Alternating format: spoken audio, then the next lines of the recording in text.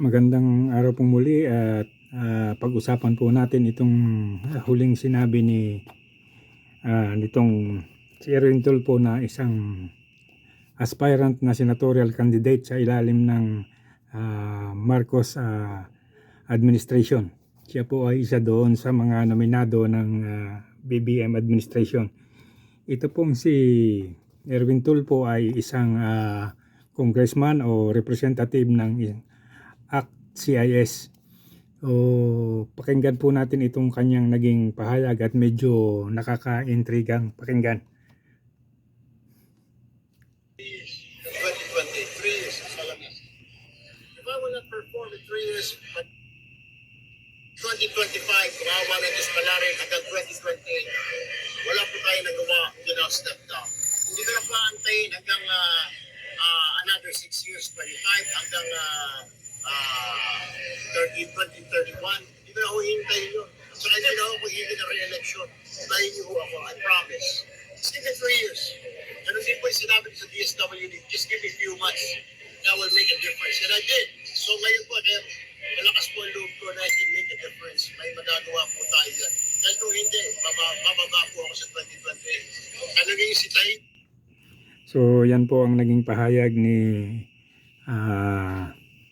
senatorial candidate Erwin Tulfo na kung siya raw ay mananalo, bigyan siya ng 3 taon para makapag-perform.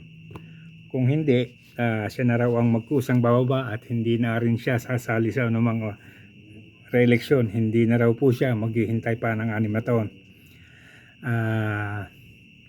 Ito pong kanyang sinasabi ay medyo unang-una, si Erwin Tulfo po ay kandidato at nasa ilalim siya ni Bongbong Marcos sa kanyang admin candidate. Pangalawa, ito pong si Erwin Tulfo ay secretary ng DSWD at gabinete po ito ni Bongbong Marcos. At pangatlo po, itong si Erwin Tulfo ay isang congressman at representative ng CIS. So yung tatlong dahilan medyo nakakapag-alala kasi unang-una, noong siya po ay kongresista, parang lahat ng ginagawa ng gobyerno, lahat ng sinasabi ni Martin Romualdez o ginagawa ng Kongreso ay okay lang sa kanya. Hindi natin matandaan na siya ay nag-ingay o nag-file ng anumang katanungan doon sa sinabi ni Bongbong Marcos sa kanyang SONA na mayroon siyang 5,500 na flood control na natapos at mayroon pang mga ongoing. So hindi po siya nag-ingay dyan at hindi sila nagtanong kung ano ang nangyari sa pundo. Pangalawa, yung pundo po ng PhilHealth na kinuha ni Bongbong Marcos at nilipat sa DBM bilang kongresista, hindi rin po siya nagsalita ng kahit ano. Ang medyo na madali ko lang natandaan sa kanya ay yung sinabi niya na siya ay secretary ng DSWD na hindi naman po maitatanggi na sa maraming pagkakataon ay kino-question din ang kanyang kredibilidad sa ahensya. Pangalawa, siya rin po ang nagsabi noong hearing ng Good Government for Good Public Accountability ni Representative Joel Ochoa sa satellite offices ni OBP, particular po yung inunan nila sa Pangasinan. At hindi po nag-take out ng oath si Vice President Sara Duterte. Ang sinasabi po nitong si Erwin Tulfo ay maaari daw yung mag-lead sa kanyang pagka-impeach.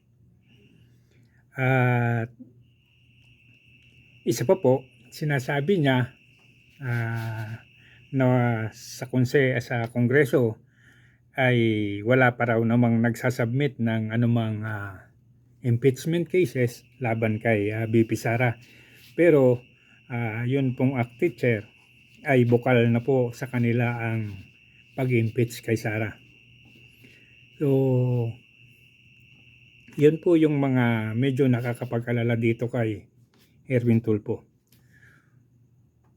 Ito pong si Erwin Tulfo ay isang questionable ang pagkatao dito sa Pilipinas. Kasi po ito ay sinasabi, sabi nga ni Representative Rodante Marcoleta, ito ay isang reservist ng US military at isang US citizens. So, pero yan po ay kanyang pinapasinungalingan. Mayroon pa pong isang issue na hindi maganda tungkol sa kanya. Siya po ay convicted sa 4 na beses sa kasong libel laban sa isang tao.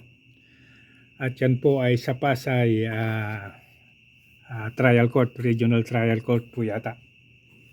So, sa dalawa pong isyong nabanggit at nasabi, kung atin pong iisipin yung sinasabi ni Erwin Tulfo na kapag hindi siya nakapag-perform sa loob ng 3 taon ay mag-resign siya, medyo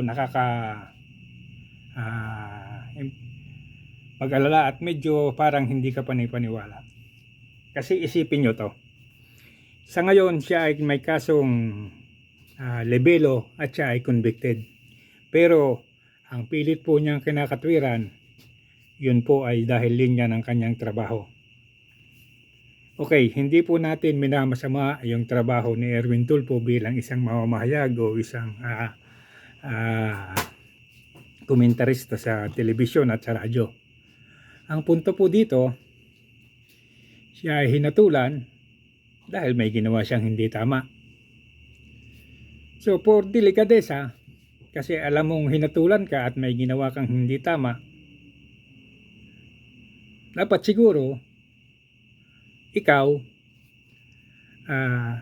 ayusin mo na yung sarili mo. Mukhang hindi mo ginagawa kasi habang nasa Kongreso ka, katulad ni Franz Castro, convicted kayo sa kaso ng libelo at samantalang si Franz Castro ay sa child abuse, pero nananatili kayo sa Kongreso at pinapasweldo ng gobyerno. So, nasaan yung sinasabi nyong kapag may nagawa kayo, wala kayong nagawa, magre-resign kayo? Dapat ngayon pa lang kasi unang-una, ano ba yung matatandaan naming nagawa mo sa Kongreso? Ano ba yung batas na napasa mo? Ano ba yung pagtutol na ginawa mo doon sa mga problema ng gobyerno? So, parang ang sinasabi nitong si Erwin Tulfo ay huwag na nating isipin yung mga nagdaang bagay at subukan nyo na lang ako dito sa Senado. At ito po ay medyo masakit dahil hindi ito magsasalita ng ganito kung wala siyang nakikita na mananalo siya ng pagkasenador. Pero ito ngayon ang isang masakit ngang problema ni Erwin Tulfo. Mukhang hindi niya kayang ayusin yung kanyang problema sa mga kasong siya ay nahatulan at mukhang ginagamit niya pa ito para humingi ng simpatya sa tao at makalusot siya sa Senado. Pero tandaan po natin at alam din naman ng mga tao,